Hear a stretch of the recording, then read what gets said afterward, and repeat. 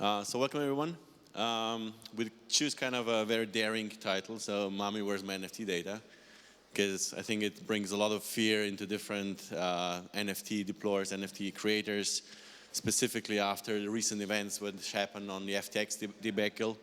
So when FTX went down, it kind of started the discussions around decentralized storage, right? We have, if you go on OpenSea or any other NFT marketplace today, a lot of data is still stored in a very centralized manner. In this case, with FTX, they store their data in a central database in their servers. So once FTX went down, obviously the NFT data was living on-chain, while all the pictures associated with NFTs, the metadata associated with the NFTs, they were all gone because they were hosted centrally. And also nowadays, still a lot of NFT data is hosted either on Google Drive or on Apillon or very centralized servers, which kind of makes it prone to attack, prone to basically a single point of failure. So we want to kind of showcase you how today's world, we can, all living in decentralized world in Web3, we can leverage the technology and how you can basically upload your NFT metadata and images to IPFS through Apillon. But before we go deeper into how is this possible, I want to give you a quick rundown of what we're building in Apillon, why we're building Apillon. So when a new developer enters the space from Web 2 coming into Web 3, they're first now faced with the decision, what chain am I going to use? Where I'm going to start building my application on top, right? Is it going to be Ethereum, Avalanche, Arbitrum, Tezos, Solana? There are so many layer 1 chains that you can start building your app today, but it's always the hard choice which chain to pick, right? Specifically if you're an enterprise business, you want to start or exploring the world of NFTs or dApps, you don't know what kind of engineer you want to employ that will build the application for you at the end. So once you've decided on the chain, then you're kind of faced with the decision, okay, I'm now in the ecosystem, but I have no clue how to start, where to start. There's so many new setups, so many languages to learn, so many palettes, scripts. It's a confusing new world for Web 2 developers entering the space from Web 2 that they more or less are stuck somewhere between forums, wikis, discords to kind of start building.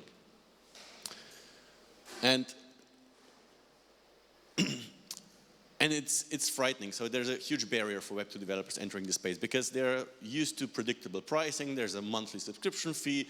You have a large database or large communities where you can exchange information. So you can exchange or read information online. But coming to Web 3, it's very unpredictable.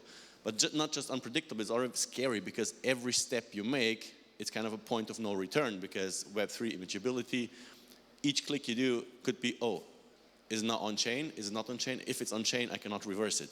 And this is also like a user experience for today's end users, right? I mean, how many of you have sent crypto over the how many of you have sent crypto assets to someone?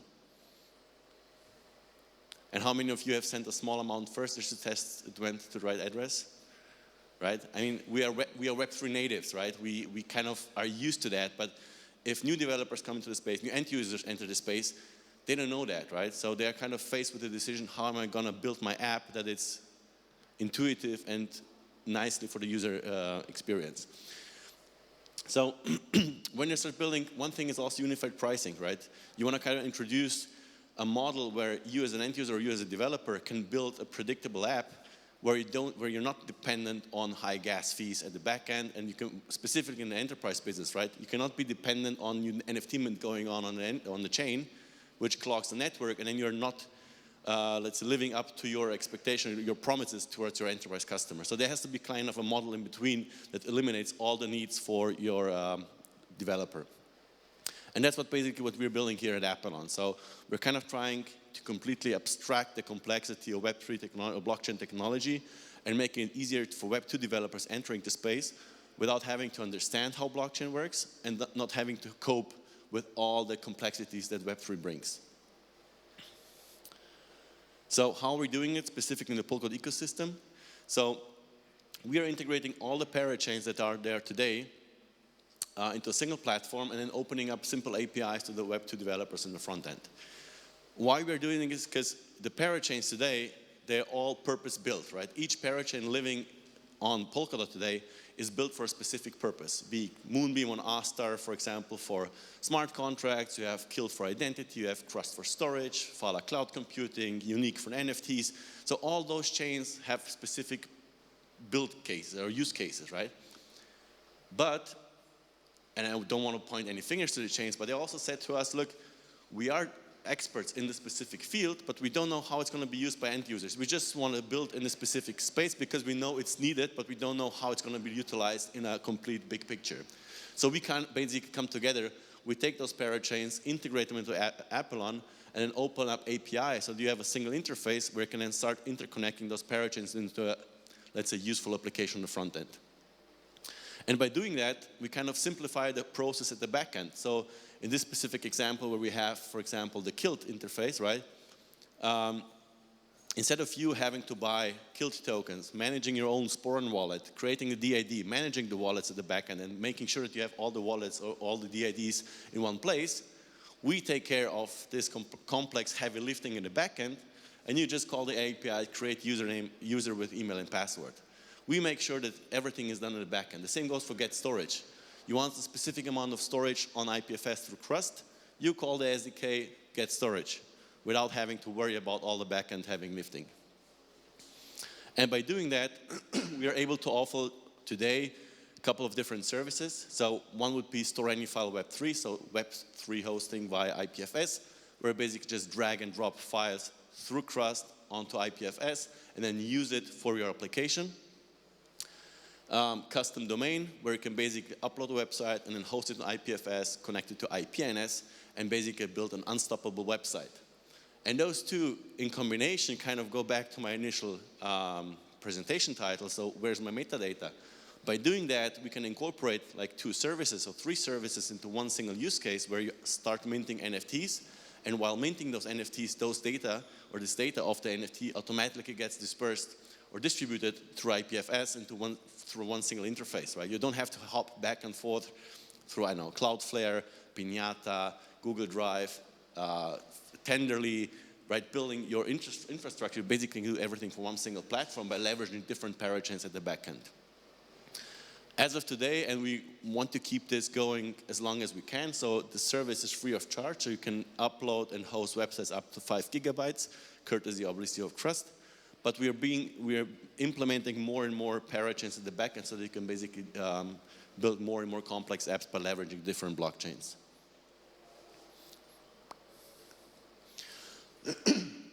So what can you build today?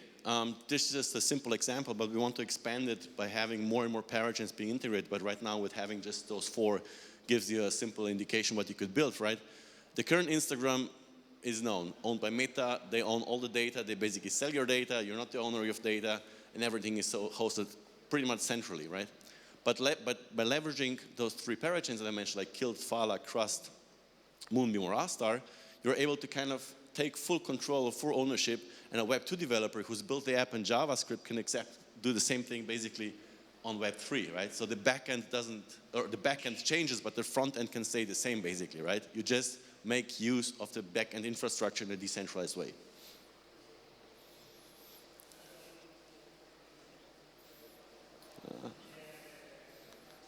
Yeah, or maybe I can just go there, but okay. So just to showcase you, and I've mentioned it briefly before, we kind of accelerating the time to market with Apillon, right?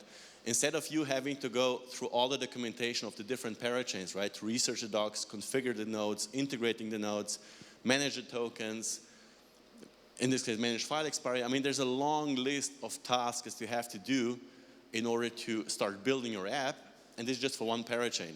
If you really want to build an application, you have to do 5 or 6 of different parachains that you have to manage in parallel, and then at the end of the day, you become an administrator, or it's basically a token let's say a token manager of a specific parachain. Whereas in the end, or at the beginning, you just want to build an app. Whereas here with us, you basically call the function, move the files, and you're done, and you can start working on the API. We take care of the backend managing of all the infrastructures. And maybe I'll jump here right now so I can just show the demo. I'll just give you then an overview of basically how the platform looks today. So what we wanted to achieve here and showcase here is basically coming out of the cloud world, we wanted to make it as a service, right? So you have on the left side, you have the different services that are currently enabled. So you have the storage part that is being able to be hosted by Trust. You have hosting by Trust, NFTs by the different smart contract providers, authentication done by Kilt, and computing done by Fala. So once you log in into our platform, you create a storage bucket, and this storage bucket can then already host your metadata, which is then distributed onto IPFS, thus making them unstoppable. The same goes then for hosting. You basically can drag and drop your website onto the hosting tab. The files get deployed on IPFS, and you can then see the IPFS link on the bottom. And your website is basically on production, running completely decentralized. And also, our own website, Apillon.io, is running in the same way. For the NFT metadata, we kind of created an easy-to-use wizard. So if there's a new upcoming artist who just, because we had a couple of customers who said, I just want to draw. I have no idea of NFTs, but I just want to draw. I don't know how to upload metadata. I don't know how to upload NFTs. I don't know where, but I just want to draw. So with our simple wizard, you have the possibility to really start uploading your website or your NFTs through this wizard. And you see that the first question here would be, I'm not sure if it's visible, but would you like to store your NFT metadata in a decentralized way? If you say yes, then we do it fully automatically. So we spin up the Web3 buckets, we create the IPFS bucket for you, and incorporate it into your smart contract. So once you, so once you go to the next step, you have the possibility to upload the CSV file of your metadata, of your NFT collection. Then you select the pictures associated with your NFT collection, and you get a first glimpse of your whole NFT collection. Once this is done, you have your different views on how you want to deploy it. You can check that all the attributes combined with the NFTs are correct. And then you basically select the chain that you want to deploy it. Like I said, we currently have Astar and Moomim supported, but we'll be adding more and more chains down the road. Once this is done, you specify all the behaviors of your NFT. So is it a limited supply? How many of them are going to be minted? Is it going to be a revocable, a soul-bound token? You define your royalty address, and then the percentage of fees that you're going to get from second market sales. Once this is done, you basically do a last check that the NFT collection is as you'd expect. And then there's this, let's say, like I mentioned before, this point of no return. Basically, we want to warn and educate users that blockchain, as it is today, is basically immutable, irreversible. So we want to make sure that when users start using our service, are educated on that regard, that if I now click deploy NFT collections going on chain, right? There's no way of coming back. So we want to kind of implement all those different warnings throughout the platform, that whoever joins the platform is being warned and educated on every step of the way by building with Web3. On this point, I would like to kind of invite, everybody to join the platform. I mean, I also think that the number is a little bit outdated already. We are now roughly approaching 1,000 developers already. We started the platform in January this year, and it really got quickly off the ground. I mean, through Twitter, through Discord, through word of mouth, developers are seeing added value by building with Apillon, because it makes time to market for them much, much faster, much, much easier. So feel free to join. And what I would also like to encourage is everybody in the room is to practice what you preach. I've showcased you how easy it basically is. Like I said, like you would upload your website to any other hosted service, you drag and drop your website on there.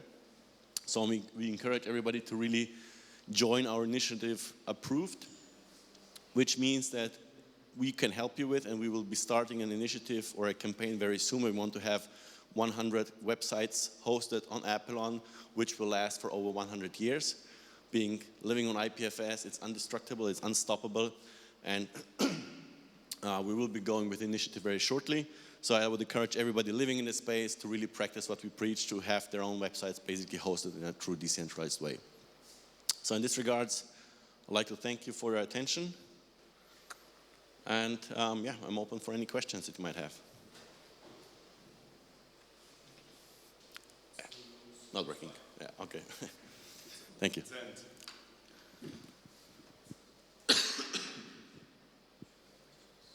So are there any questions?